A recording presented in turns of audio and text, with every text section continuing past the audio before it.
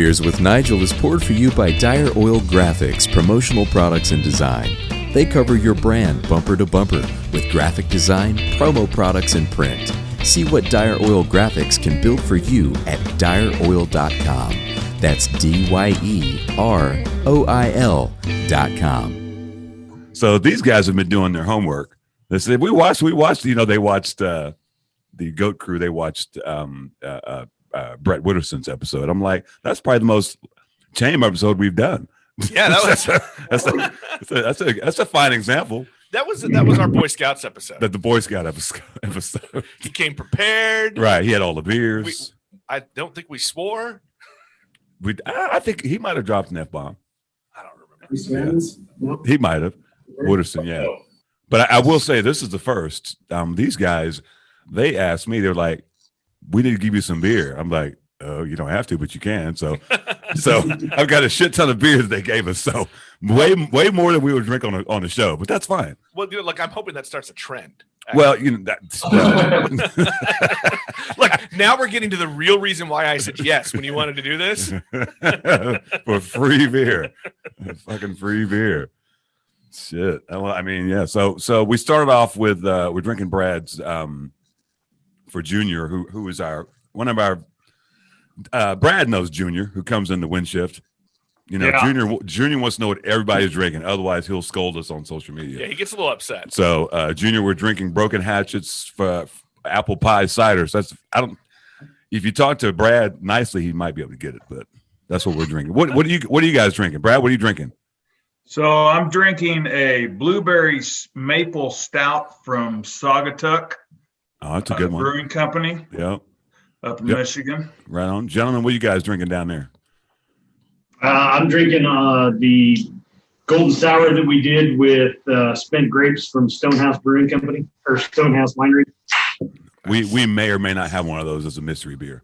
May or may not. Yeah. May or may not. Well, it's a mystery beer. You're supposed to be surprised. I don't know these things. Well, okay. So the rules of the road here. Do we have rules? Is we've already checked. You all have beers. That's a requirement. If you feel the need to burp, don't fight it. Just lean in and let her rip. Yeah, please burp. Because we haven't had any very good burps in the last couple episodes. No, we've been tame. You can say whatever you want. I don't care. This is the one podcast I do where I get to push the button that says explicit. So say whatever you want. Drop whatever bombs you want. Any other rules? I think that's it. I feel like we're missing a rule. Don't die. That's after the podcast. Don't die. Do not die. Jeff, what are you drinking, bud? I've got a brown ale with ginger and molasses. It's by Sun King Brewery out in Indianapolis. Okay. And Dave, what you drinking the same thing that Kneeland's drinking? Actually, one of my favorite beers that Jeremy has on tap here is Saison with peach, the peach fuzz. We may or may not have one of those as well. I'm not. Earmuffs. Well, shit. I mean, I pre-gamed with bourbon, so I'm raring to go. Did you? Very nice. Well, I poured a little Old Bardstown, and then I made an old fashioned with the Howler Head. One of these days, you're going to bring me some of your. Well, yeah, you got to remind me. I'm not so much with the brain until you drink. For those who are already watching and drinking and listening, this is Beers with Nigel. It's a show about what? It's about beer and other things. Also known, AKA other stuff, depending on who you are. Look, we're not so much with the branding, so we kind of change our brand every once in a while. Speaking of branding, Beers with Nigel is brought to you by Dire Oil Graphics. Your branding partners. Can you guys believe we have a sponsor? No, we can't. I mean, that shit happens. The bomb. Yeah, that's good stuff. Yeah, shit happens. Ronnie Dyer's done a bunch of stuff for us already. He's cleaned up some logos. He's done our original logo that we had for the Goat Brewing Company was very detailed. It was a handwritten or a hand drawing that a buddy of ours did. It's amazing. A lot of people have seen it. To screen printing it, putting it on stickers, embroidering it, things like that. Everybody was like, "That's ridiculous. We can't do that." So we went to Ronnie with our logo, and we're like, "We need something similar." Keeps the design intact. It's something we can reproduce a lot easier, and those guys put together some great stuff for us. They've done some alternate logos for us, and we're going to reopen. We're going to use them for a bunch of things. So Ronnie and his wife are fantastic. The teams that they use to do stuff are great. We got our first live testimonial. That's awesome. Now here's my question. Can I upcharge them for that? for providing the live testimony? It's not like we really prompted him. We didn't tell him to do it beforehand, right? It's subliminal. Well, that's Jeremy Kneeland talking. If you're listening or if you're watching, you can see his face. From the Goat Brewing Company, almost open here pretty soon. To his left, that'd be to your right.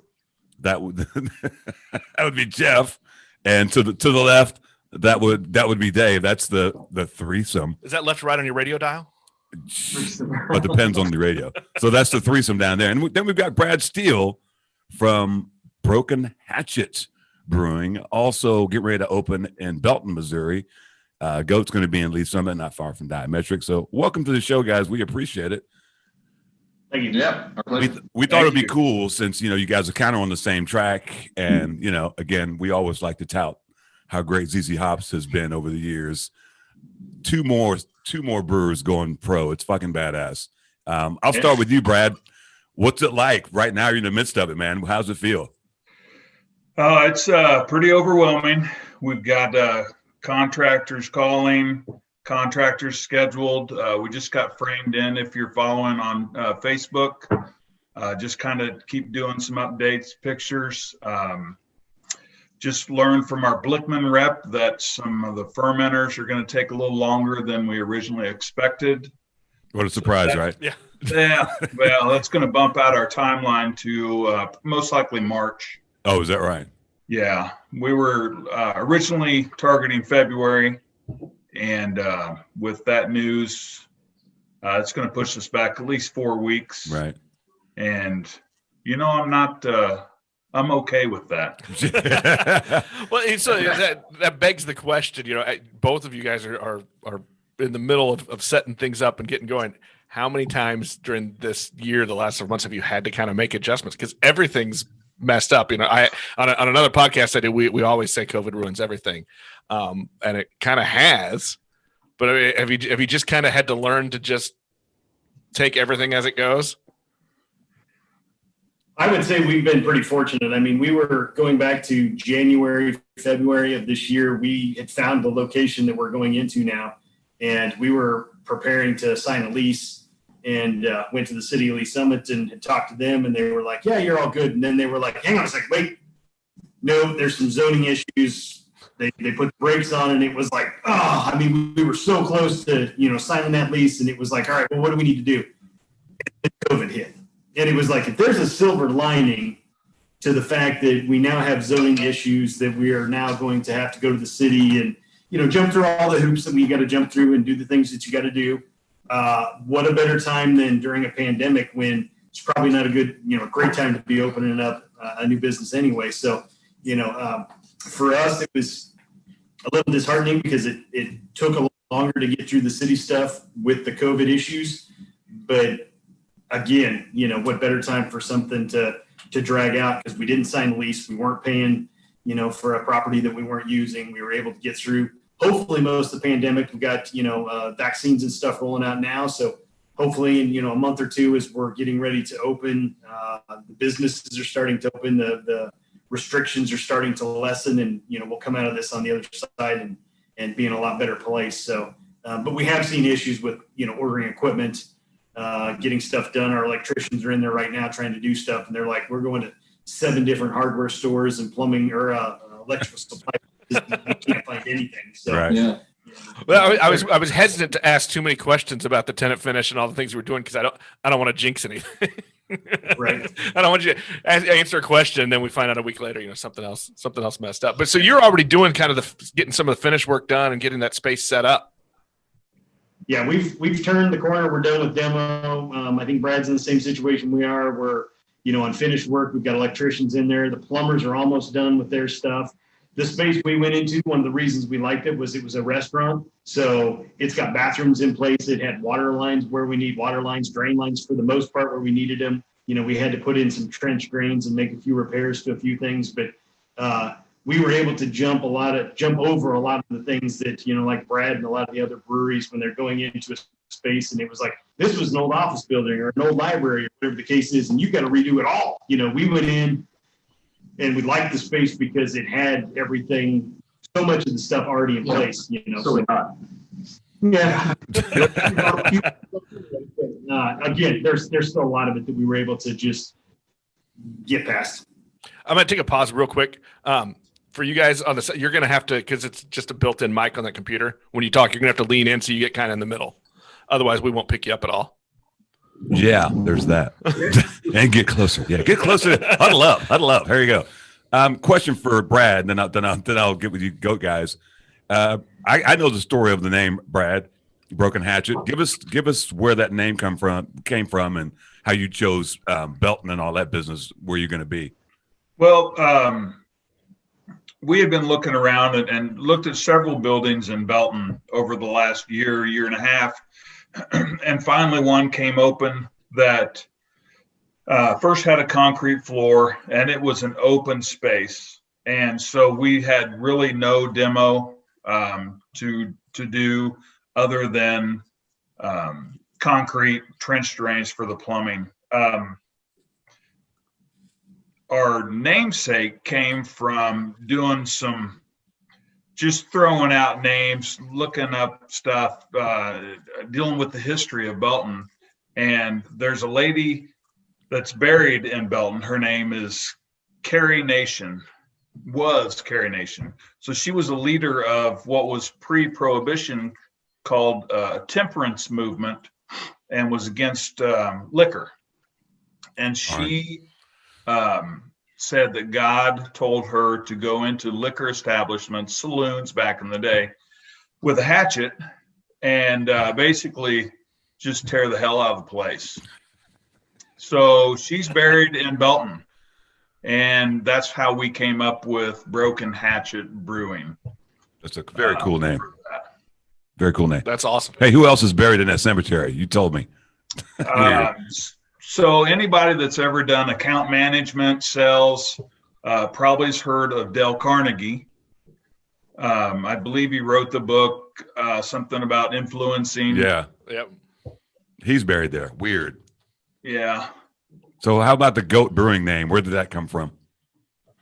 So when I started home brewing, it was like, all right, we got to come up with some kind of name, and what's the, we're in Kansas City. What's the history of alcohol, beer in Kansas City? So you type in alcohol, Kansas City history, and the first thing it takes you to is Prohibition. And for Prohibition, it immediately goes into Tom Pendergast. Tom Pendergast was a mob boss or political, influencer during the day. His brother was on the city council, I believe it was, at Kansas City, which got Tom appointed the city treasurer. Boss, good idea. Give him the checkbook. So then when Prohibition, of course, hit, Tom told the local police departments and stuff like that, you don't go into my establishments, and you don't stop my alcohol. It's going to flow and it's going to go. And you got to stay. If you want to get a paycheck, you're going to stay out of my places. And Kansas City became known as Paris of the Plains because it was where the people from Chicago and New York, Vegas, and all the big cities came to, because they knew they could come here and hang out with Tom and his crew and basically do whatever they wanted to. During that time, there were two primary mob organizations in Kansas City, the Italians and the Irish. The Irish were known as the Rabbits. Anybody who's been up to Restless Spirits in North Kansas City knows, they kind of play on the Irish history and the rabbits. There's little rabbits on all of their bottles and in a lot of their logos. The Italians were known as the Goats. And that even, the Goats and the Rabbits even stemmed from Chicago and New York. I mean, that was something nationwide that wasn't just in the Kansas City area. But because of the history that Tom Pendergast had with Kansas City, he had a concrete company. They poured Brush Creek. They built a ton of the buildings in Kansas City. I mean, it was very influential, for better or worse, whatever side of the discussion we're on, whatever we're talking about. The Goats and Pendergast were big in the development of Kansas City. So that was the reason why we went with the Goat for the Goat Brewing Company. And it's funny, since he's mafia and at a concrete company, you know what that was for. Gotta make some boots, man. Gotta make some boots. Those boots don't float. So back to you, Brad. We always ask people, we debate when craft beer started being called craft. What was the first beer you remember that really got you into beer? Do you remember that? I'd have to say the craft beer that I really stood back and was like, wow, that's different, was Fat Tire. Yeah. Probably late 80s, early 90s. We haven't had that answer. We haven't had Fat Tire? No, that's an early adopter. It's a good one. Yeah. But probably one of my favorite old school beers is Sierra Nevada's Pale Ale. Yeah. Now we're calling it old school. That's crazy. It's a damn shame. Well, you're old. Yeah, well, I'm older than you. How about that? It's enough. So you think that spurred you on? So you had these good beers, and you're like, "Oh, I think I'm going to make my own." How'd that happen? I've always been enjoyed probably year getting around brewers until 14 or 15, and started then. I believe my wife got me a Mr. Beer kit for my birthday or Christmas. And it's that obligatory story of, I brewed a Mr. Beer kit and then went on from there. And truthfully, that's how it happened. We would always go somewhere out to dinner or to the club at Lake Lotawana, Canoe Club, and try different beers. And that's when she got me that Mr. Beer kit. How was that first batch? Oh, they were wonderful. The plastic bottles. They were the best. Did you put one in the cellar, to age? Oh, yeah. I've been aging back then.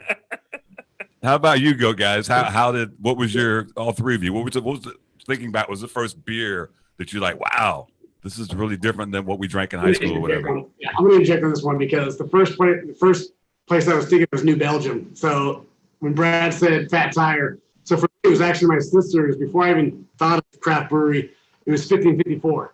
That's still one of my favorite beers of all time. I go to that all the time.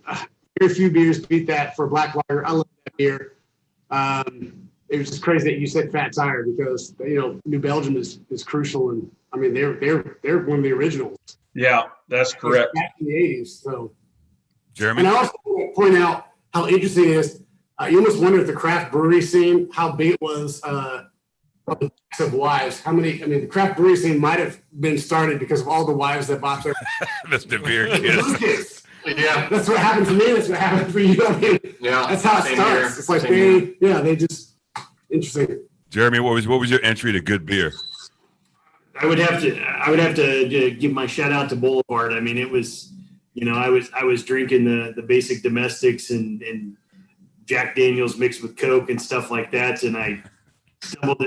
My first introduction into craft was introduction to craft whiskeys, scotches, and bourbons and things like that, and I was like, who thought stuff could taste like this? I mean, and then it was like, well, what else is out there? And so then I kind of started looking into beers and things like that. And it was getting into Boulevard wheats and pale ales and tank sevens and things like that. And just exploring from there. And, as Dave said, my wife, 10 or 12 years ago, bought me a beer brewing kit. I brewed a couple batches and they were just fantastic. Yes.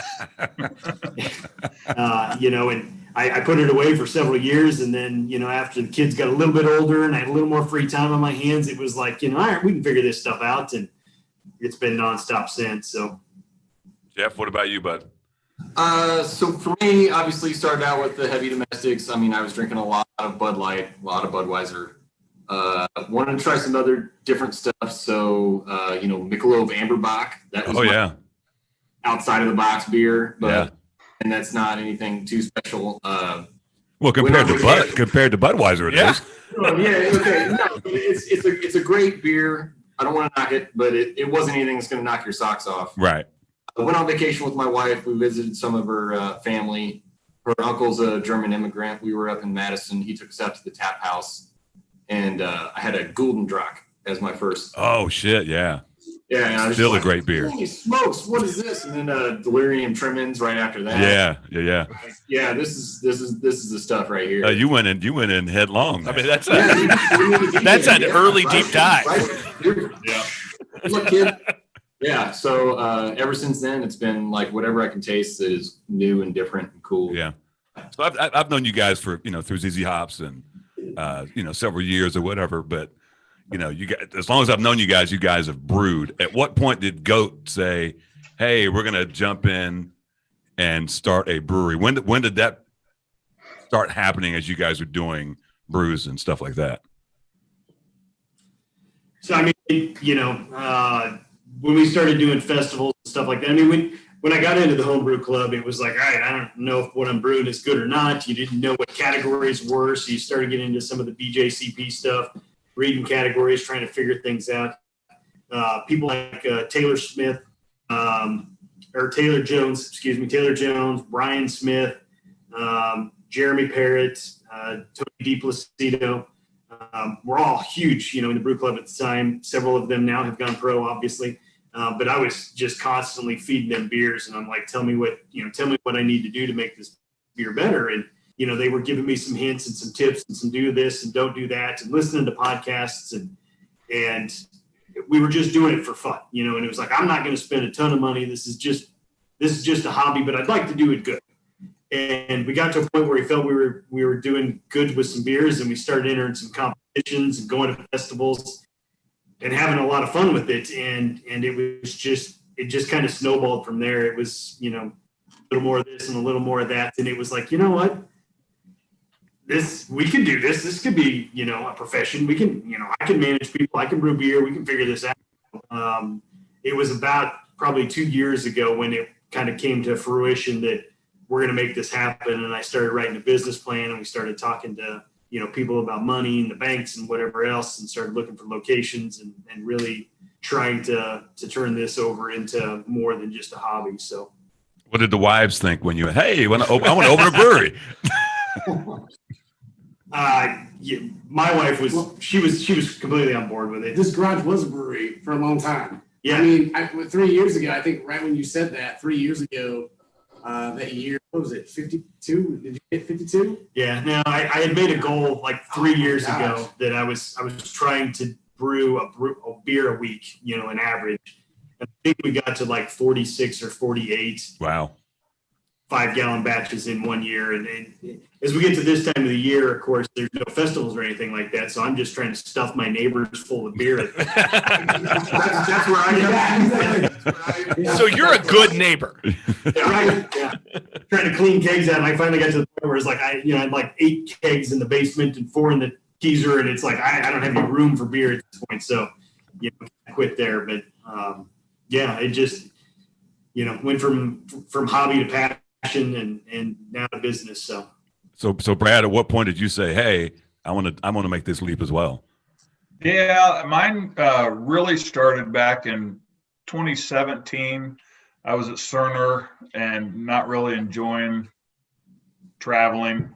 And then actually got laid off in 2018 and decided I got to follow my passion. I had enjoyed everything about ZZ Hops, all the people I learned from, and just the communication. And I just thought, you know what, I'm tired of going and sitting at a desk.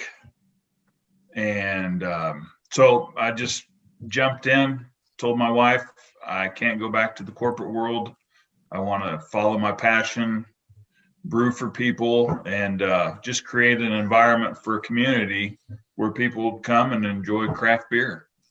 And did the wife go along with it the first time you said it? Yeah. She's really always been a great supporter, and she wasn't really a craft beer person until we started doing this. Until she bought the Mr. Beer kit and had a party with some friends over to enjoy Brad's first beer, and it was an enjoyment for sure. Well, we're gonna take a pause real quick here. We're drinking the Goat's Peach Fuzz Saison right now. Yep. For Junior, we're drinking. Junior. Yep. Is that going to be one that's going to be on at the brewery on the regular, or will you be slinging this one? Yeah, it could be. I mean, I've got a neighbor who is. That is the correct answer, by the way. Yes, I have a neighbor that is a domestic beer fan through and through. He comes over and hangs out all the time. He'll let me give him a beer all the time. He doesn't say much about most of them. One weekend, I was looking to go out and hit some breweries, and I was like, Steve, everybody else is busy. Let's go hit some breweries. And he was like, whatever, I'll go. And we went to Boulevard, and he found Tank 7, and he was like, oh, my God. And then we went to BKS, and he tried some of their Saisons, and he was like, oh, my God, I love Saisons. He's a Saison guy, a standard farmhouse ale Saison guy. And so for the last 2 years, about once every 6 months, he'll come over with a bag of grain, and he's like, hey, I went down to Grains and Taps, and I bought a Saison kit and peach or whatever flavor he thought sounded good. So he loves the Saisons. That's the last homebrew beer that I've ever done. Now that we're going pro, so yeah. So we got a decent Saison recipe that we throw some various fruits into. Peach was our latest. We call it the Peach Fuzz. So you're gonna have I'm digging it. So yeah, it's good. Throw that in there. Are you gonna have is there a certain some ones that are gonna be on that hey, when we start, we're gonna have these on? Yeah, we've got 5 to 7 base beers. Sour and a Kolsch and a Hefeweizen and a wheat beer and a few other things that are going to be our go-tos all the time. And then we plan on having 5 or 6 rotating taps that will just do whatever we come up with. So I want to go backward just a little bit. Brad, you had mentioned something about your wife threw the tasting party for your first Mr. Beer kit. What was that? What was the moment though? The transition for and any of you guys jump in on this, but that going from the Mr. Beer kit to really digging in on homebrew, because there is a transition point, right? Of you're going to start buying all of the things, you're going to dig into recipes, and you get into that mad scientist mode, right? What was that transition? What was there a thing that happened, or did it just kind of gradually shift into that? So for me, after a couple Mr. Beer kits, my wife bought me a couple $100 gift card to Bacchus and Barleycorn. Yes. And so I went out there and I got like a partial kit out there that had some steeping grains and everything. And I got my first kettle out there. And that's when I started actually brewing in my garage, if you will. And what I really enjoy about that is neighbors would stop by and hang out. Friends would come over and just chill while you're brewing beers. And that's actually how I came up with my homebrew name, Celebration Brewing, was because every time I was either around craft beer or brewing, it seemed to be a little celebration, and people would come over and chat about beers and very helpful. I mean, I know I can call anybody in ZZ Hops if I ever had a question about any specific grain or yeast or just whatever, water profile. And man, it's just a great resource to have in your back pocket. That's kind of how I went from, holy cow, some of this stuff is really good. And just neighbors saying, Brad, I really like that beer. Could you brew it again? What about you guys, Goat? So I'd like to jump in here. My wife and I, we were home brewing. We bought a very basic kit. We were brewing on the stovetop, doing extract stuff. It was okay. We were making beers. Like our best one was a brown ale with ginger. And one day she comes home. She's like, "Hey, we're gonna go on like a double date with some friends of mine. I think she likes beer," is what she said. We'll go out. Understatement. Yeah, we'll go out. This will be fine. And we go out. We hit like this was back in pre-COVID days where you could just do whatever you wanted. Right. The old days. Breweries. We hit Speakeasy, the Manifesto. We just had a blast. We were up till like 3 a.m. We were back at. I'll go ahead and reveal. It was with Jeremy and his wife. The big reveal. And we go in the garage, and he's got like this kegerator with 4 taps on it, and he's serving me like some of the best beer I've had. And I'm like, I think I'm done with this whole brewing thing. I'm good. I'm just hanging this up. This is going on the shelf downstairs. It's going to collect dust. There's no reason for me to continue doing that. And that sounds like my story. Like a lot of cool stuff, but like, I leave that to the professionals now. I've been to ZZ Hops how many years? Never homebrewed a beer ever. I'm like, why would I? I know too many people who do good beer. Why would I waste my time? And I'll let you guys do it. It's much simpler that way. Well, I don't know that I've ever seen you hold still long enough to. I have brewed some beer, but only at diametric and only at wind shift. So, does that count? I guess it does. So, but I've never, done it. I've been to plenty of homebrew days. Drank plenty of beer. That's the point. That's the point. Hey, Brad, we kind of skipped over what you're going to have on your taps. So I'm going to start out with only 4 taps, and it's just going to be the basics. I'm going to start out with my West Coast Pale Ale, and I do have a Pilsner that's been well received, both at Apex, L-Works, and at all the festivals. But mainly, I'm going to have a Pilsner, a Pale Ale, a West Coast IPA, and then probably like a pub ale or a mild brown ale. I've got to get the Belton folks away from the Bud Light, the Coronas. So I'm going to try to ease them into it gently. That's kind of an interesting question too. You're down in Belton. It's kind of a beer desert. The closest thing to you is Transparent. What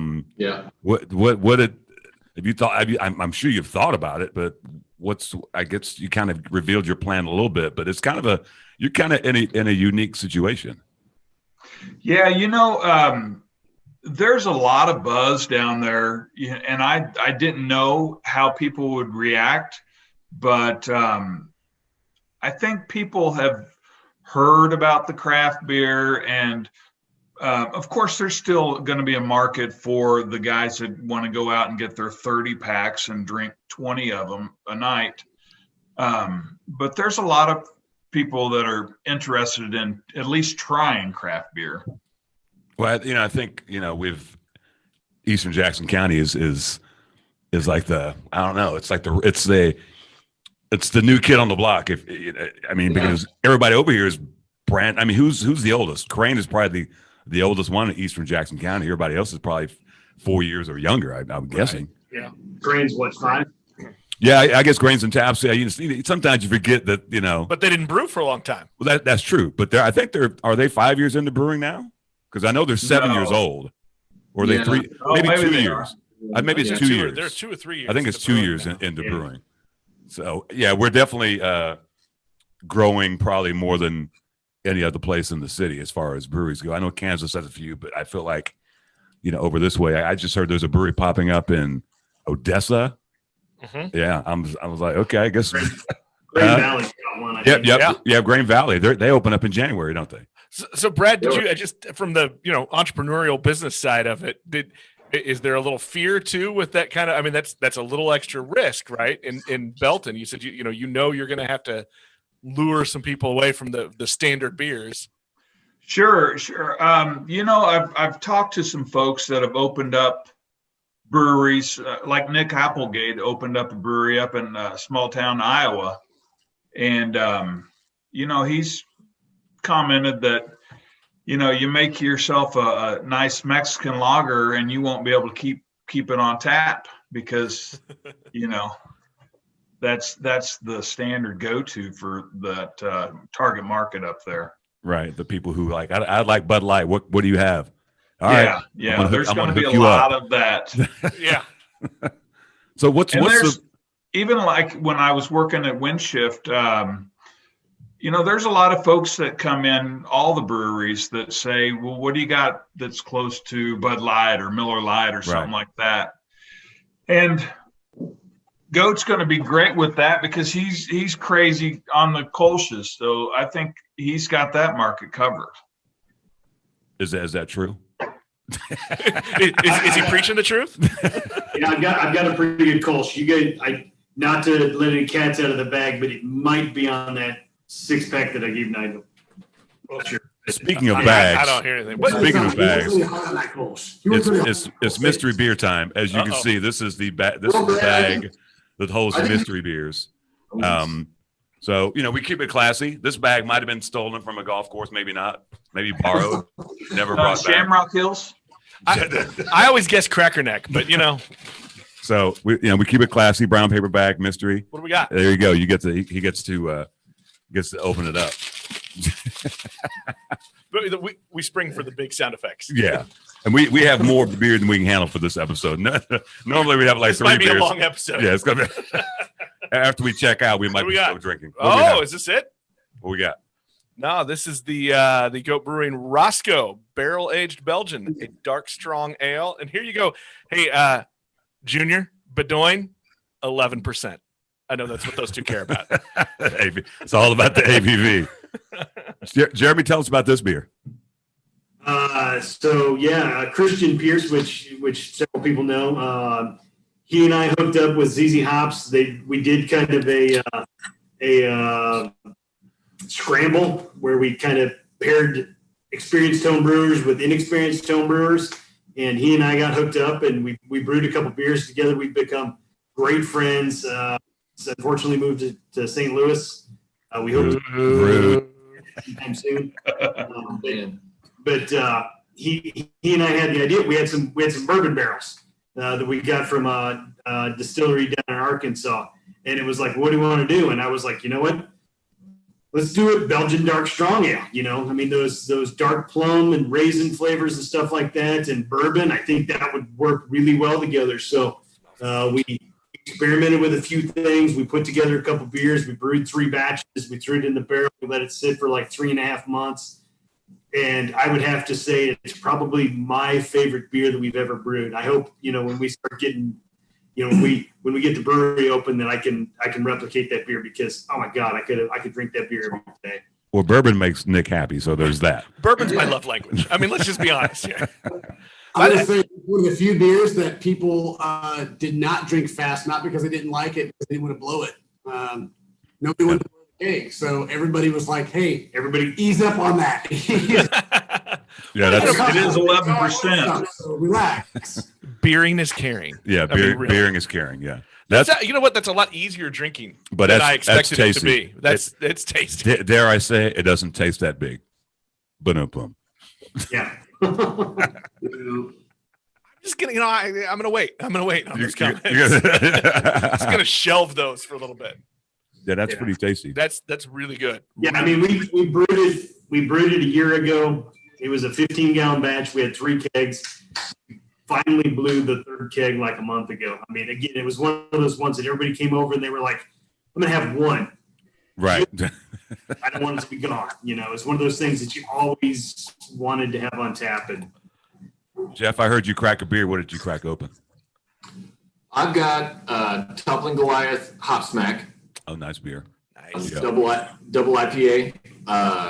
Love the brewery up there. And then it also reminded me of a story from our homebrew days, festival days. Jeremy brewed a beer. He went to pick up some equipment for some guy on Craigslist, and the guy's like, "Oh, I've also got 16 ounces of Mosaic hops. Do you want that?" And Jeremy's like, "Sure." He gave it to him for free. In Jeremy's freezer, we're brewing beers, and Jeremy's like, what'll happen if I just stick all these hops in one beer? He brewed a beer. It was like off the charts IBUs. It's like over 300. Yeah, on Beersmith, it was like 225 IBUs. I mean, it was something stupid. we called it hopped up against hopped upside your face. Yeah. And so we took it to the beer festival, and it was the most polarizing beer that has maybe ever been made. This one guy came back to us like 20 times, and he's just like, this one guy, he's just like, I love it. Give me more. So good. So many hops. I love it. And then that was John in ZZ Hops. Scotch Dog. Yeah, Scotch Dog. Trolls. John, because he was always wearing the Hawaiian shirts, but Yes, he kept coming back, and he's like, I keep telling people to come have this beer. It's so great. It's the best thing ever. I mean, he's like the hops, and it's just so good. And then there's a girl. She kept coming up to us, and she's like, she'd take a sip. And she's like, it's too hoppy, and we're like, yeah, we know it's a lot of hops. And she's like, yeah, but it's too hot, like it's too many hops. And like, I get it, like you're right, it's yes, but no, you ruined it, it's too many hops. And we're like, she was calling us names. She was like, what the fuck are you guys doing? It's beer that I have ever had in my life. She's like, you have ruined my taste buds for the rest of the event. It's like, we warned you, we said. She's like, no, this is, I mean, she stood there for like 15 minutes and just berated us. Yeah. And it was like, 30 minutes later, she came back and got another one. Well, look, once you get in the deep end, what's the point of getting out? Yeah, there's no point.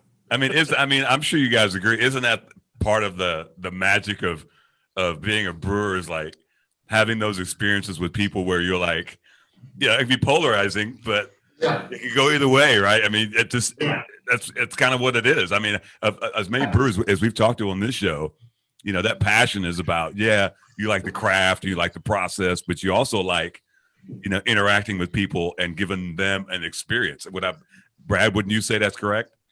Yeah, I that kind of reminded me of a story on a Blarney Brew Fest, the last one. I had brewed a beer. Didn't turn out how I liked it because I was going for a New England style, and it became relatively higher bitterness than I would have wanted. So I called it F Winter. It was the long winter before the last Blarney Brew Off.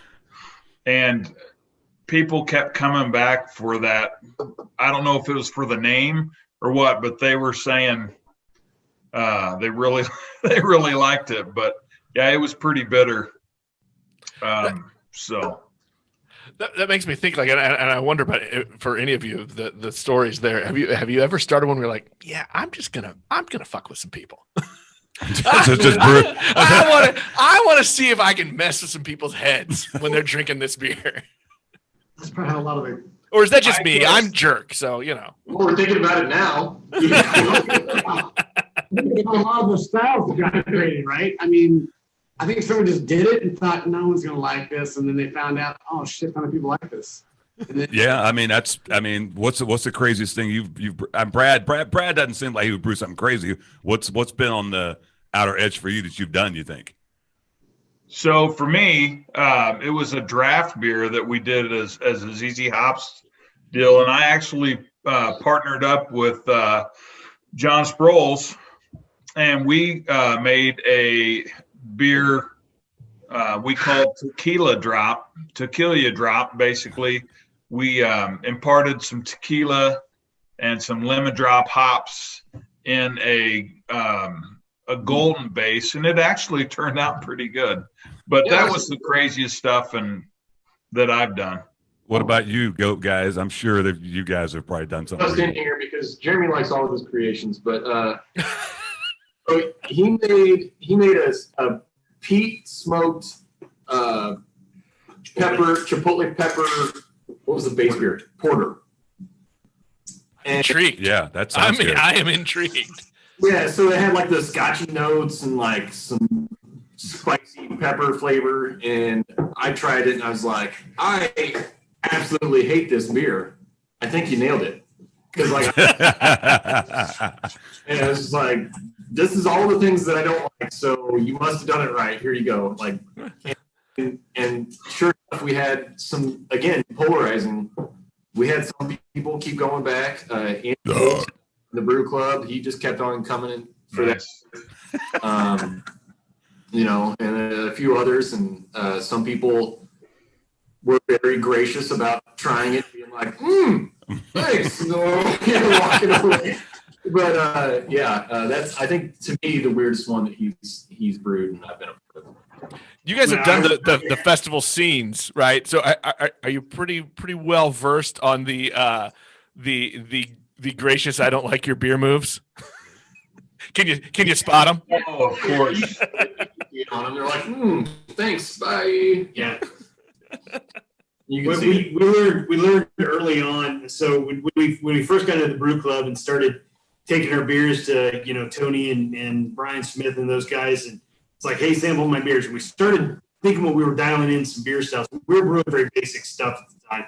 And then it was like, hey, let's, you know, do these festivals. So we're going to these festivals with these really solid, what we felt, basic beers. And it's like, this is an amazing wheat beer here. And people were like, what? It was like, why is nobody coming to see us? And it was like, oh, well, because at a beer festival, nobody is looking for an American wheat beer.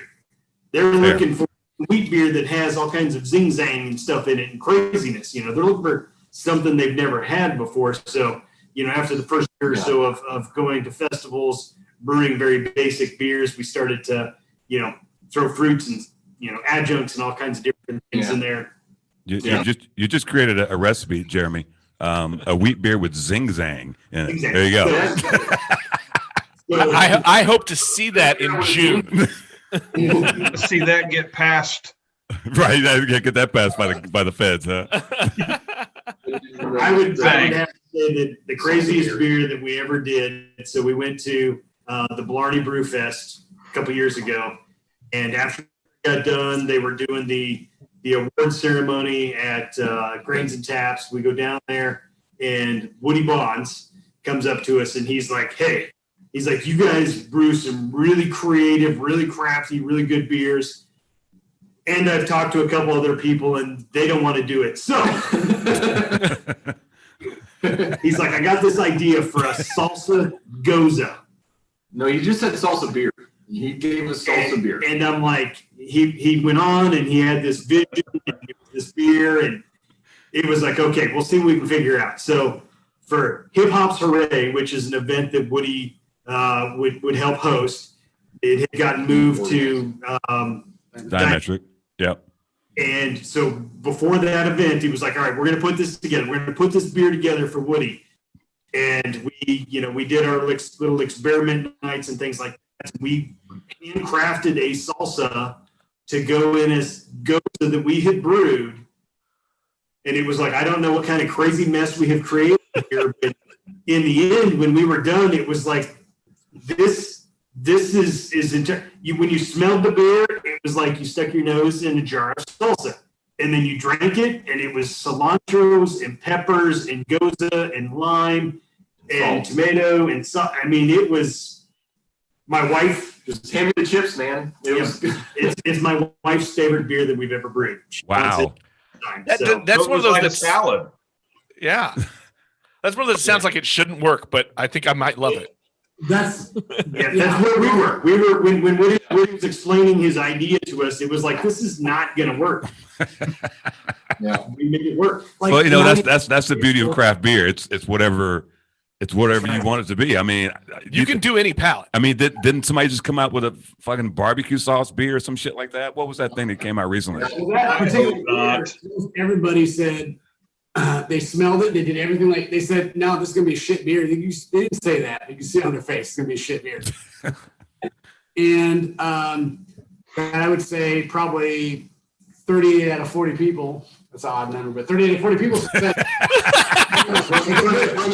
Another one. Yeah. So the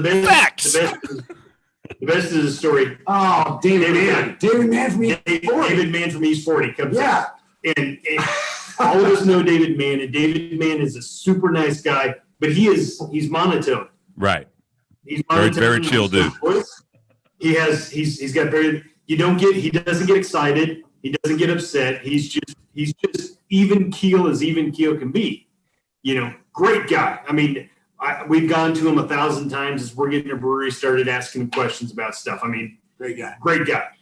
He comes up and he's like, salsa beer? And I'll let Dave take it away. Oh, no. He just wasn't sure about it. You could tell he wasn't.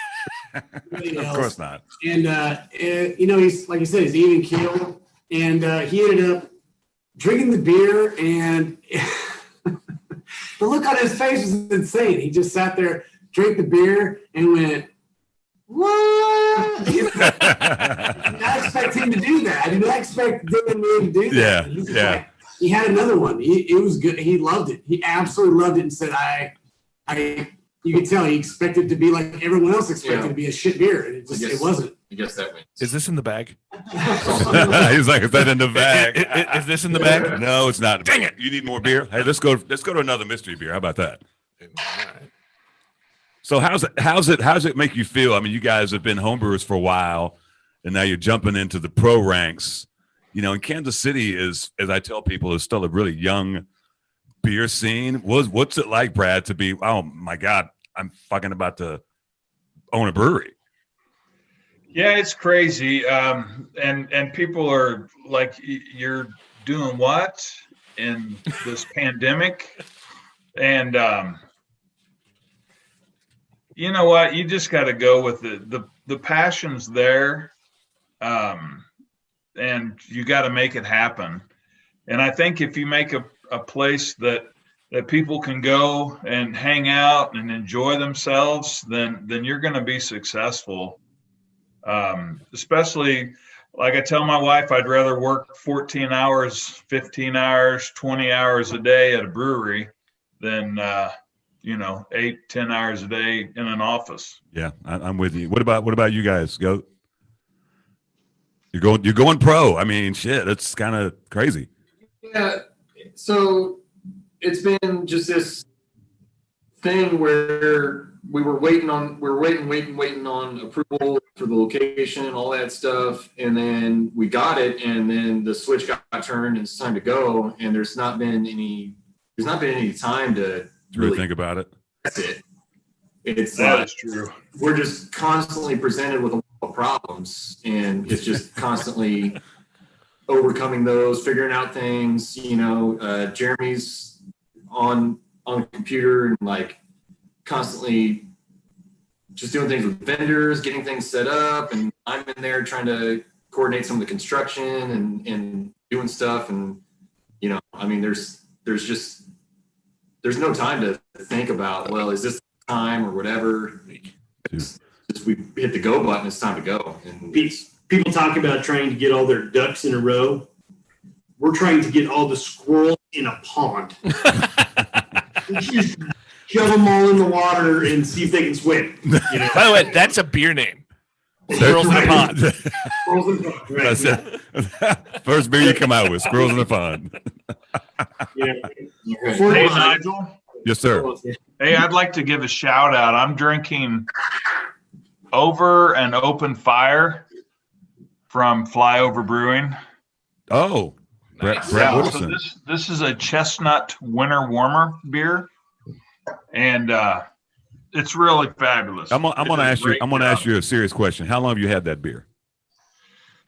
How long have I had this beer? Yes, sir. When did you get that beer? About a week. Okay, so when Brett was on, he told us about that beer, Yeah. and he was supposed to get us that beer. I'm sorry. So really, Wooderson, you're in trouble. We're coming for you. Sorry, Brett. Hey, we've got the Broken Hatchet, the West Coast Pale Ale right here that you mentioned earlier. nice. That's our latest mystery beer. Mm-hmm. That looks like he was watching intensely to see our reactions. That's there. tasty. He kind of gave a little lean in there. That's a dare I say that's a patio pounder. That's a patio beer. Patio pounder, if you know what I mean. Of course you do. You got to do this. Of course. No, you don't. No, you don't do that. That's Oh, too not obvious. that. Okay, never mind. No? Okay, we're not doing the peach. Okay. It's in the bag. Nice. We're gonna try to get the awful. I mean, again, you guys are the first guests to actually give us beer. So generally, I bring beers for Nick. And so when I saw Jeremy and when I saw Brad, I'm like, They're like, here's 4 beers. I'm like, what? We got plenty of, do we have that much time on the podcast to drink? I don't know that we've done a 2-parter. Throw your format out the window, like. Yeah, mystery beers now going to be every episode, I think. Well, they are. They have. But that's as far as our format goes. Gotcha. I asked Nigel, trying to be the good professional producer. I asked Nigel, okay, so how are we going to structure this? What do we want our show to be? And I got things I want to say. Who called you a producer? Well, that's my job. No, back in BC before COVID, you would come here, and then we would make you bring beers. Remember those? Yeah. We were like, bring some beers. We'll make a mystery beer. 2 whole episodes. Yeah, that was two episodes that happened. So maybe 3. Not anymore. Did Jeremy go to pee? Here he comes. He's emerging out of the dark room. I liked earlier. We had an Offspring video bomb earlier. Yeah, that was somebody's child back there. That's fine. Oh yeah, They figured it out. So question for the GOAT guys. Obviously, you guys have been around Kansas City for a while, seeing the scene grow. What you guys? What were your thoughts of what's happened? Like really in the last 5 years, it's just gone crazy. What do you guys think about that? So one thing I go to, like we did a trip out to Colorado as a group. I think 3 years ago now. And saw kind of the density of breweries that they've got going on out there, and realized that, there's still a lot of room to grow in the Kansas City area. Yep. Room for individualism and diversity in the brewery scene. And, I think that's the direction that we're headed here in Kansas City. So like you said, it's still young here in the Kansas City area. What I like about the Kansas City area, and something I've heard, I think you did a collaboration with the brewer at Strange Days because you had won kind of a competition. It's Damon at Strange Days. Yeah, and he came here from a market that was not as collaborative as what we've got here in Kansas City, where everybody was more in competition with each other. Where was that? Let's blow them up right now. I think here in Kansas City, we're all just excited about the beer scene, about the direction things are headed. We're excited about Brad opening. I'm so excited that we've stolen his electrical contractors and plumbers. And so, but I think it's one of those things where and then Mac from Diametric has been just a huge help to us, helping us get open. If that was, if we're in the competition kind of a scene, I don't think it would be anything like that. I think it's truly one of those things where there's still a huge uncaptured market of beer drinkers who aren't craft beer drinkers. Oh yeah. And Brad, I think you place yourself right in the middle of that. And I think, you've got an untapped market. You've got the sky's the limit over there in Belton. So yeah, well, I tell you, and I totally agree that the Kansas City beer market is not. I'm guessing it's not like other beer markets because working at Apex and Windshift, if Diametric needed grains and I was getting off work at Windshift, I'd load up some grains and take it over to Diametric. And breweries help breweries. I don't know how many times I've heard the Lee Summit is starting to get saturated. And I asked the people that tell me that. I said, have you ever been to San Diego County, San Diego, California? There is 177 breweries in San Diego County. Wow. Right now. It's crazy. So Lee Summit that has 4 or 5. 4 or 5, breweries. I don't think it's saturated. We'll be 5. We'll be 5 real soon. I want to go back and ask Jeff, where did Damon go? What city were we talking about? We want to make sure he's from Portland area, right? So he said they weren't collaborative there. Well, I don't know. I don't want to say that. I don't want to put words in his mouth. I don't know. He was surprised at how collaborative Kansas City is. I'm not going to say I don't know what he saw in Portland, but on the young side of things, one of the things that Damon commented on the day I was down there brewing beer with him was that he goes, you can tell that there are certain breweries in the Kansas City area that are making really good beer, but it very much has a home brew kind of a larger scale thing to it. I mean, so people that are, still coming into their own, whether it's, funny, fruity flavored beers and things like that. I mean, he goes, it's young because there's a lot of new breweries, right? New flavors that haven't really solidified themselves yet. And he goes, he had been to Portland and Seattle in the Northeast. I think he's originally from the Kansas City area, and is now back to the Kansas City area. But he talked about how, some of those areas you see a little more maturity with some of the breweries and things like a little more consistency. And here it's new and it's fun, it's exciting, and there's a lot of stuff exploding out here. So, yeah.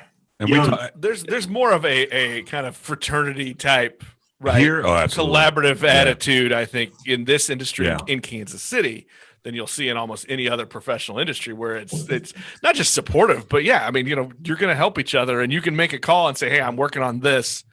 I need an idea or some help. I'm stuck on something. Or Brad, like you said, I'm out of grains. Can you bring me some?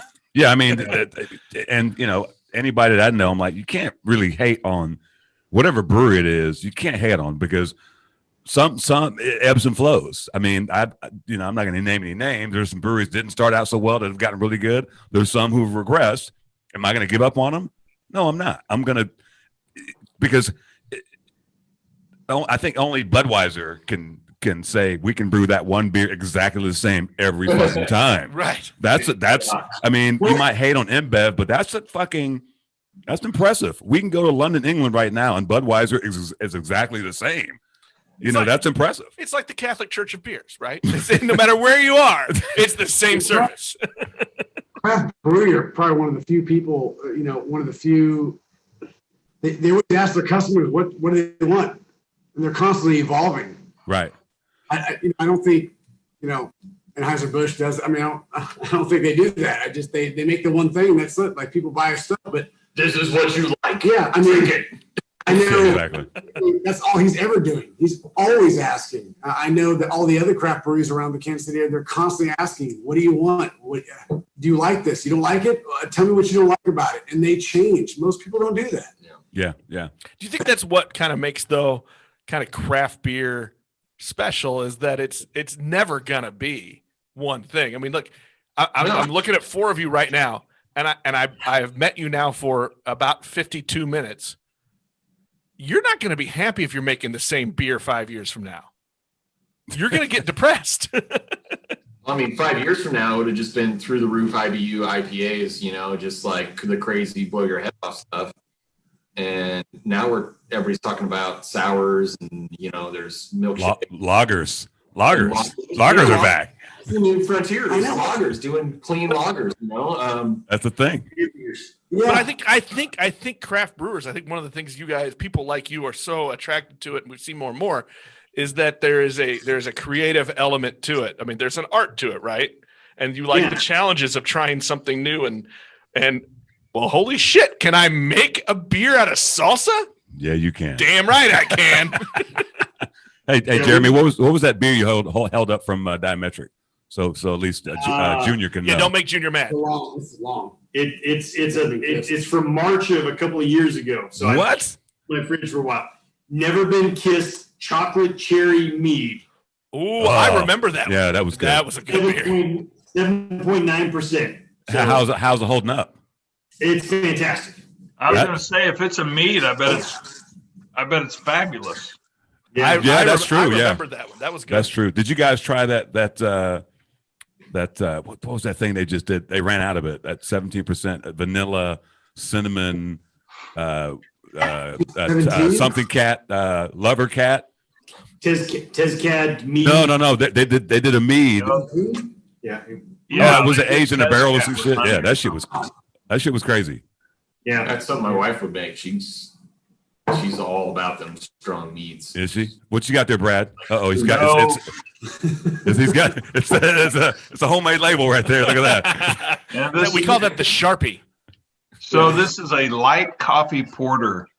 My one of my neighbors has a crazy homebrew system. He's got a 25-gallon Colorado brewing system in his garage. He's got penguin chillers. I mean, he's got it all.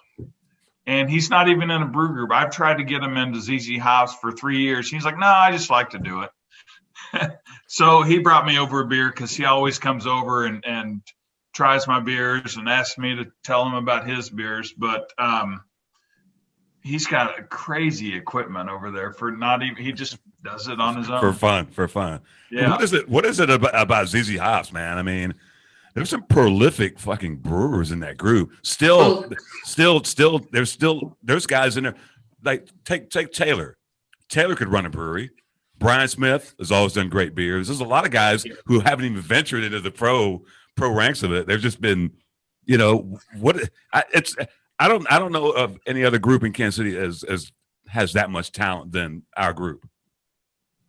So I think you're exactly right. There's several guys at ZZ Hops that are crazy good brewers, very knowledgeable about beers, and I think they just enjoy what they're doing. And either they're, I remember, he's not a ZZ Hops guy, but I think he's a masher. Is it David Schumacher?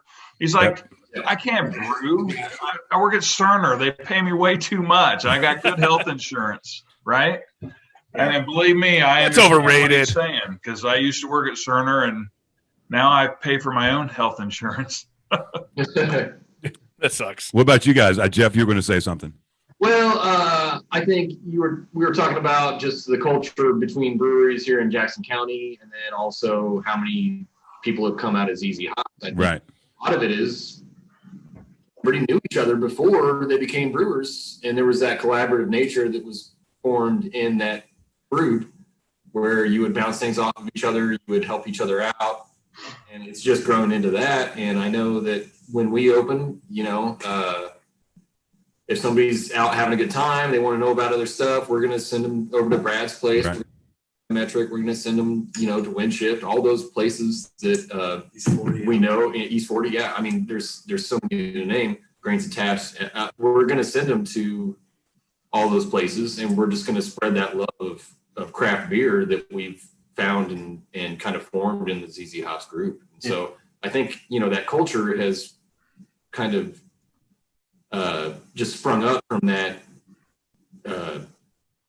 Just that sense of camaraderie that everybody formed in that brew club. Yeah, as home brewers, we're all getting together, spending the weekend together, brewing beer together, and then as those same guys start to sprout up and become professionals, it's that same camaraderie. I mean, the guy that owns the building that we're leasing also owns Diametric's building, and when we were talking to him about, hey, I want to lease this space to do a brewery, he's like, there's a brewery right?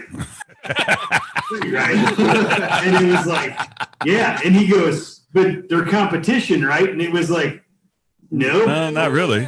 No. Them for beer, and then they're going to come to us for beer. And he was like, it's not going out for dinner where you eat dinner once. You can go out and have a couple beers, and then where's the next closest place I can go have good beers? It's like saying the two quick trips on 291 are competition. Right. They're not. They all serve a purpose. You're going to get the hot dog here and you're going to get the bun down there. Right. And I think like we were talking about too with the flavors and stuff though, is that's the thing. That's what beer drinkers, craft beer lovers want to do, is they want to go hit a couple of them because they want to try all those different things.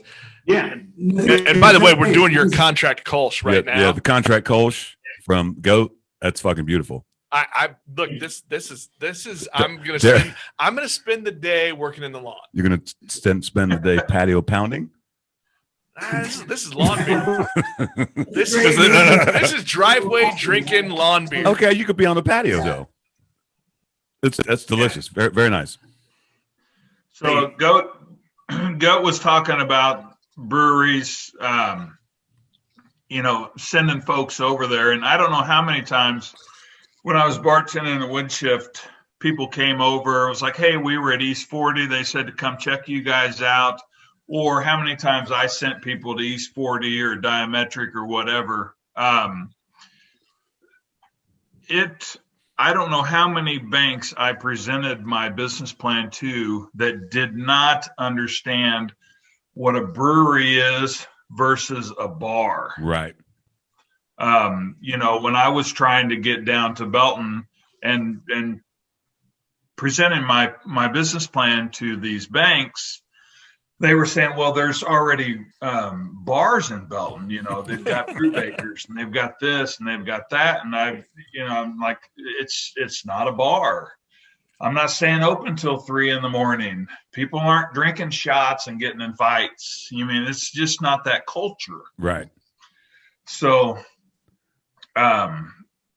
even if there are other breweries, it took me finally getting to a bank that had either worked with a previous brewery or had someone there that went to breweries or understood craft beer in that scene. Right. To finally get someone to go, you know what? That's a pretty good deal. Well, on our last episode, we were talking to Pat Lively from Lively Brewing in Oklahoma City. He's the president of the Oklahoma Craft Brew Association. And part of what he does is trying to get these lawmakers and whoever, banks, whoever, to understand brewery is not a bar. And part of the issue right now, in COVID, we're going to close down all these places. A brewery is not a bar. It's a totally different animal, And I think, go ahead. We had gone over the hurdle with a couple of the banks that we had talked to, and I know some of the other Kansas City breweries that we had talked to had seen the same thing. Not just a brewery as a bar, but a brewery as a restaurant. And if you can think about a restaurant, you've got, people at the front door, you've got people washing dishes, you've got cooks, you've got wait staff, you've got a million people in there, and you've got food that you're cooking and preparing and throwing away at the end of the day.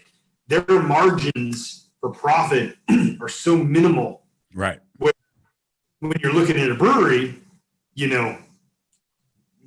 Brad can go in there and brew beer 4 days out of the week and then show up and serve beer 3 days out of the week by himself and epitomize, margins are through the roof.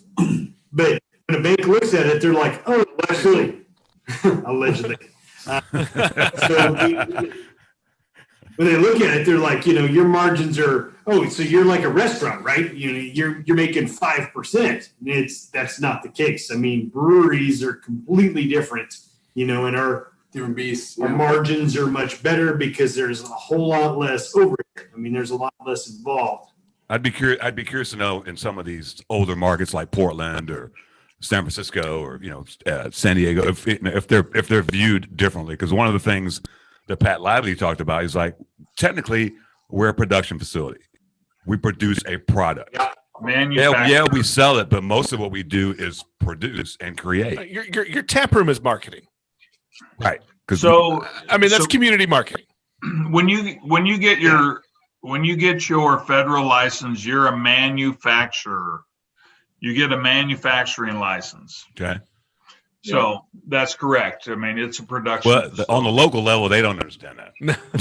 Well, and I wonder too what it's like too at some of those other older markets, like you say too. If then the banks more understand. You've had banks who have dealt with those things before. To make it a little easier. I want to go backward a little bit, Brad, to what they were talking about. How it's not necessarily competition. The Goat is going in just about a couple thousand feet from Diametric. It's farther than that, but you're not far.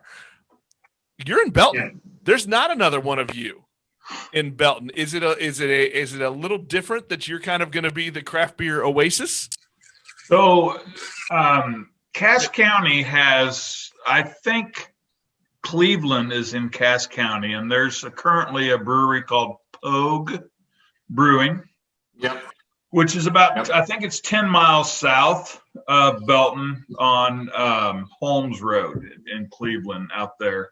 They've been open for a while, so I'm not in the county wise. I'm not the first, but in the city, that's a double-edged sword to be out there on an island by yourself, because if you're in the crossroads, your target market is walking around there at other breweries all the time.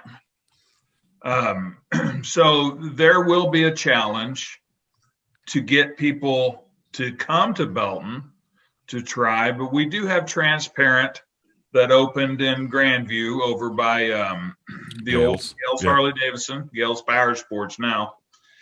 So ultimately, there's going to be several breweries down there, 3 or 4, that people can go south and hit all 3 of them if they want.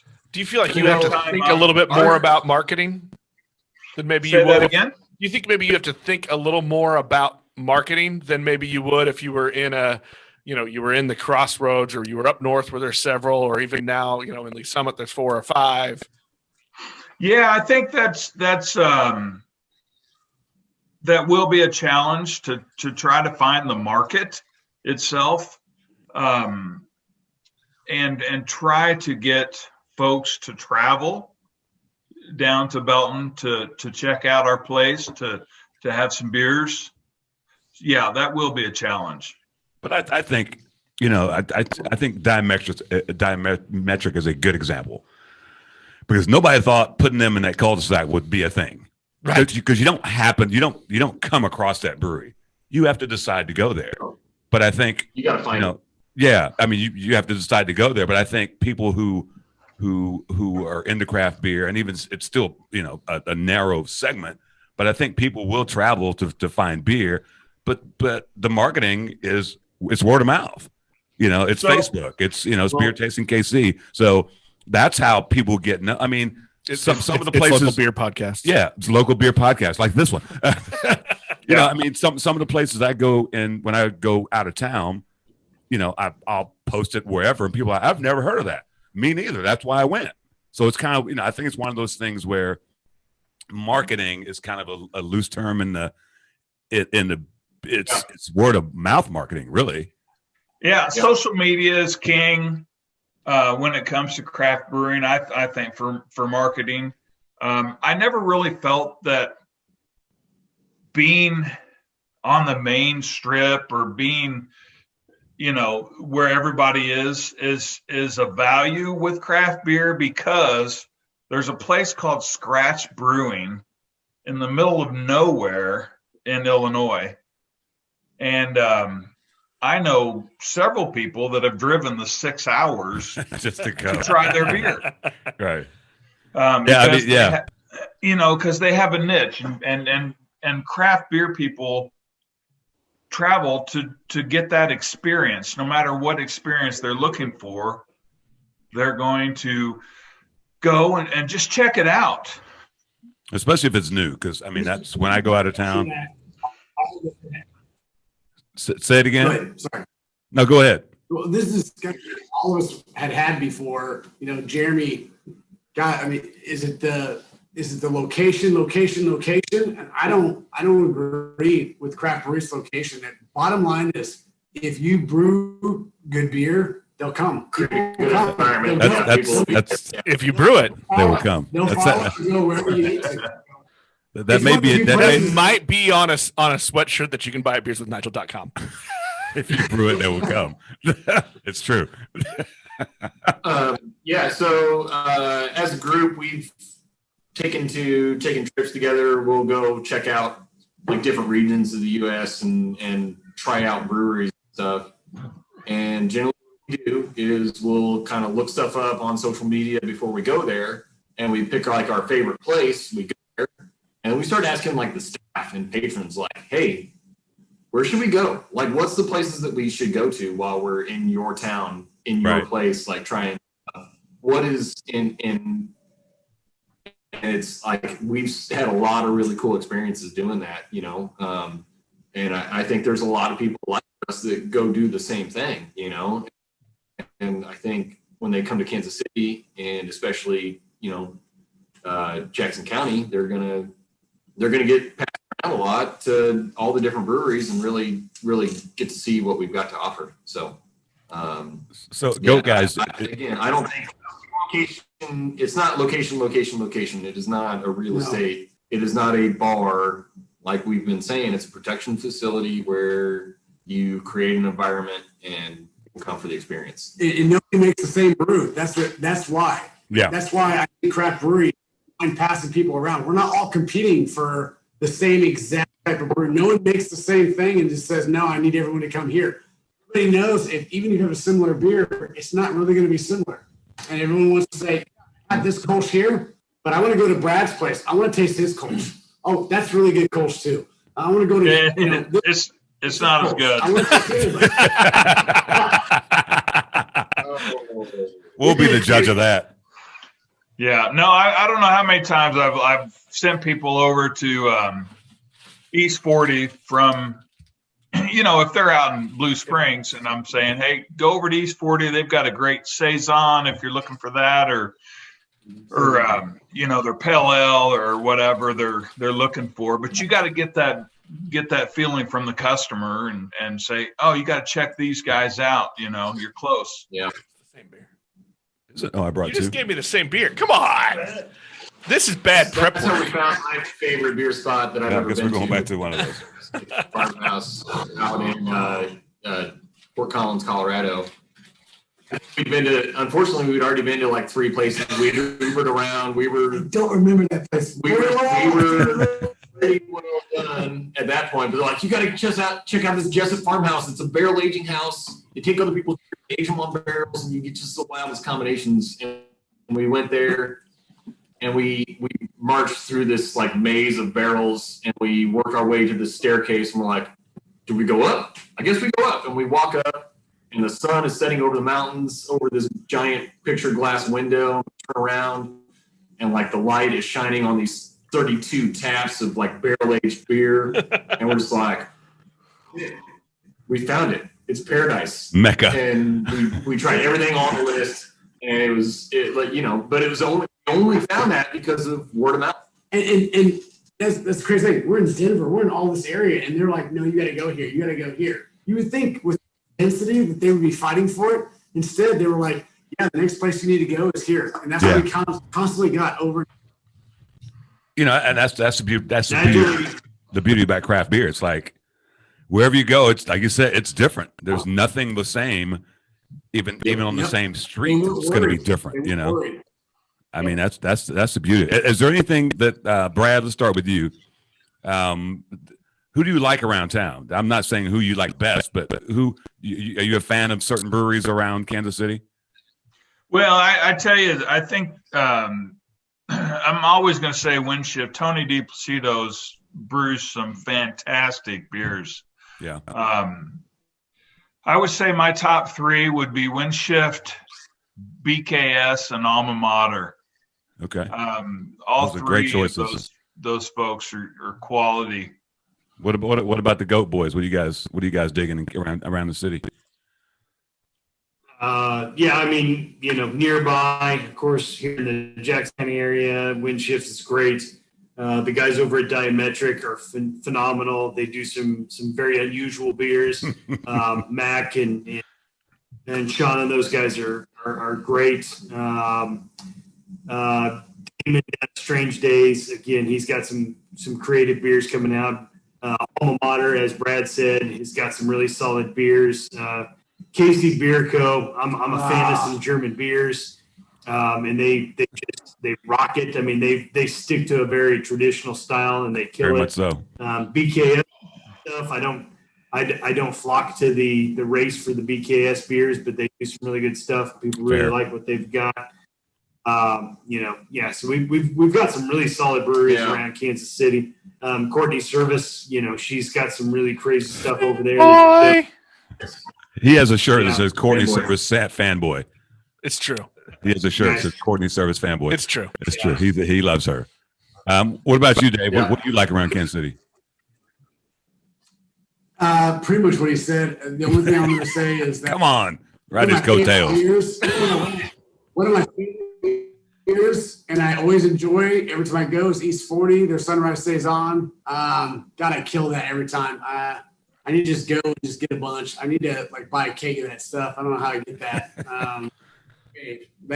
That's one of my favorites. And yeah, pretty much. I'm a big fan of German beers. In fact, I used to go all crazy with the craft, and I love all the wild stuff. But then eventually, I think all the people who love craft beer love to eventually go back to some of the basics.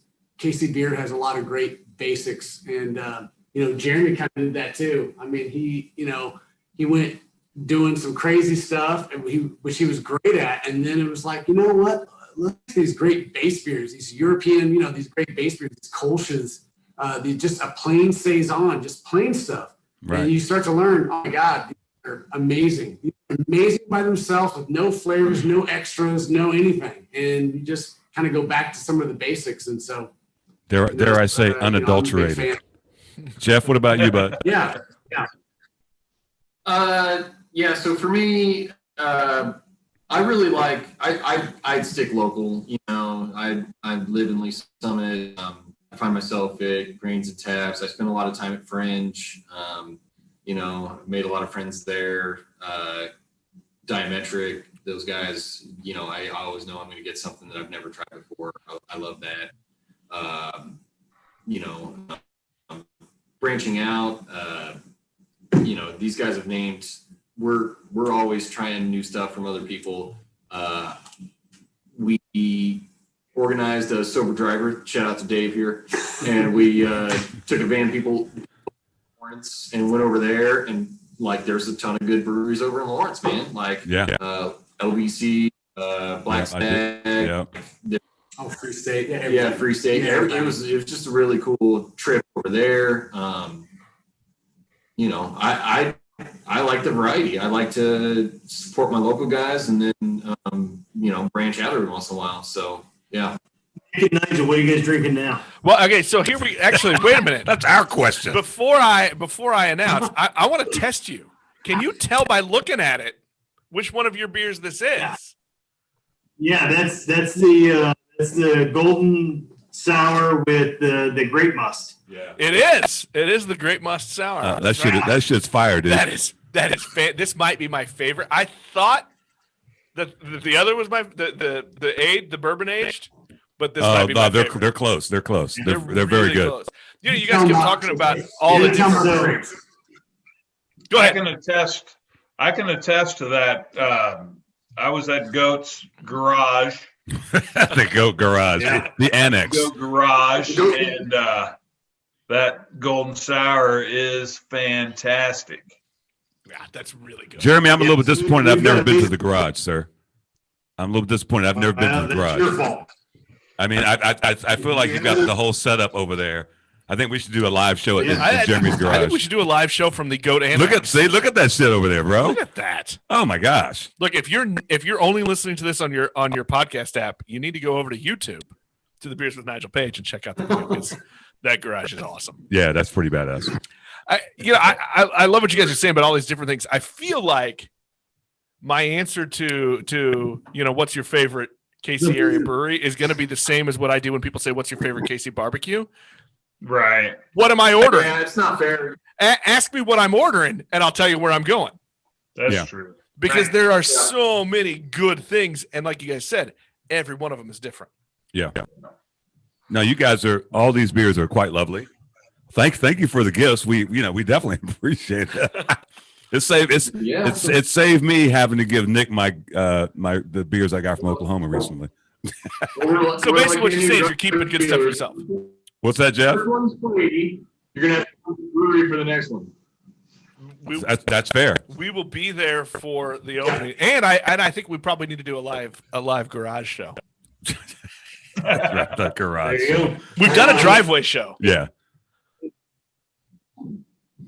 And speaking of getting open, I know Broken Hatchet, and we started our Indiegogos, our Kickstarters, our fundraisers.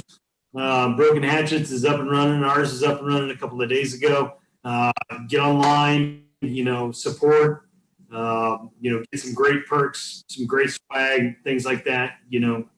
come into the brewery, be there for some of the soft openings, and have a good time. So as we wrap this up, Goat Brewing, do you guys have a website, a Facebook page? Where can we find you guys? Yeah, we're on Facebook, the Goat Brewing Company. We have a website. I don't do a lot with it. I need to get better with that, but it's www.thegoatbrewingco.com. We're on Instagram. We play around with all that stuff. So yeah, follow us, hit us up, ask questions. I'm on my phone all the time. So you got any questions, send us messages, whatever you need to do. Are you on Twitter? I don't think so. That's the best answer you can get right there. Actually, it's, well, if you're not, I'm telling you, get on Twitter because we kill on Twitter. Beer Twitter is fun. Is ridiculous.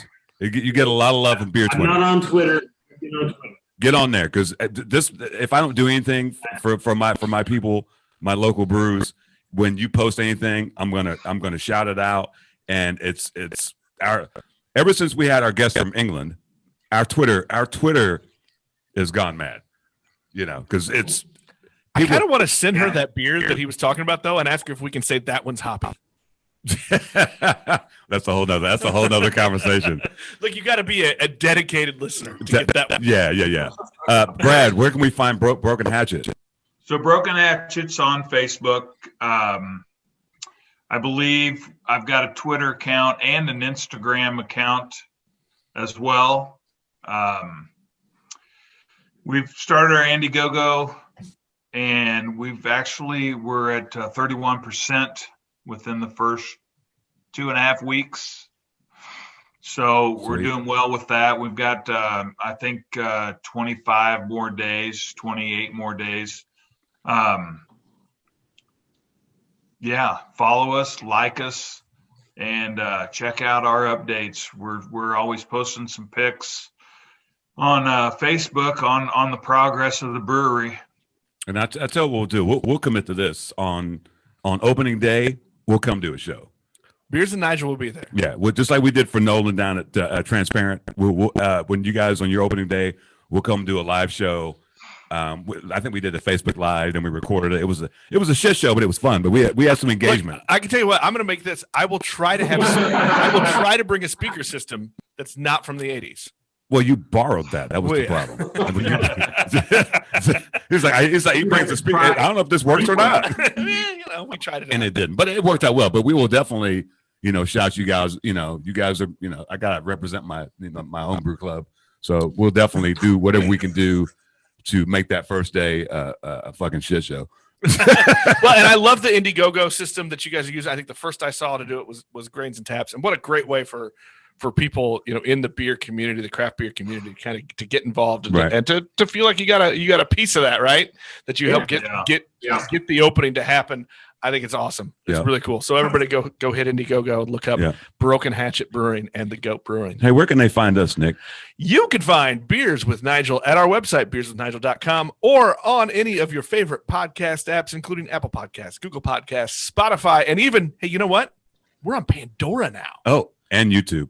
And there's YouTube. And did we say Facebook? And if you're a video nerd like Nigel, you can go to Vimeo too, but nobody goes to Vimeo. Because I tell people all the time, the audio version is good, but the video version, hell yeah. Right. You're looking at me. That's really cool. No, it's looking at them. It's looking at them. Oh yeah. It's about you guys. I feel like podcasting's about me. Oh fuck. You guys got that cool studio over there, man. That place is awesome. Hopefully once COVID's over, we can do another one. You guys can come in. This is the old Lee Summit Post Office right around the corner from Grains and Taps. Yeah, great space. Oh, okay. Yeah, so this was the vault. This was the vault that we turned into a podcast studio. Yeah, so oh dang, man. Yeah, so here we are. Gentlemen, we appreciate you guys coming on. Again, you know what we really appreciate? What's that? Dire Oil Graphics. Oh, a shout out to I thought we appreciated free beer. That too. Dire. No, he's like Dire Oil Graphics. Yeah, hell yeah. We are presented by Dire Oil Graphics. Rules. Yeah, Ronnie, you rule apparently. Does he rule? Ronnie rules. I mean, he got Jeremy gave him a live promo. Again, this is Beers with Nigel. Thanks for listening, watching, however you're doing it. We'll see you on the next episode. Talk to everybody. Peace out.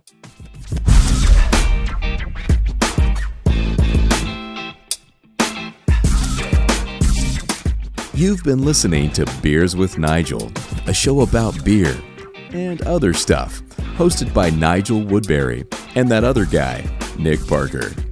Beers with Nigel is poured for you by Dire Oil Graphics, providing bumper-to-bumper graphic design, promo products, and print services. Find them at direoil.com. Beers with Nigel is a proud member of the Fredcast Network and is available on all of your favorite podcast flavors. Find Beers with Nigel on Facebook, Twitter, Instagram, and ask Alexa to play the Beers with Nigel podcast.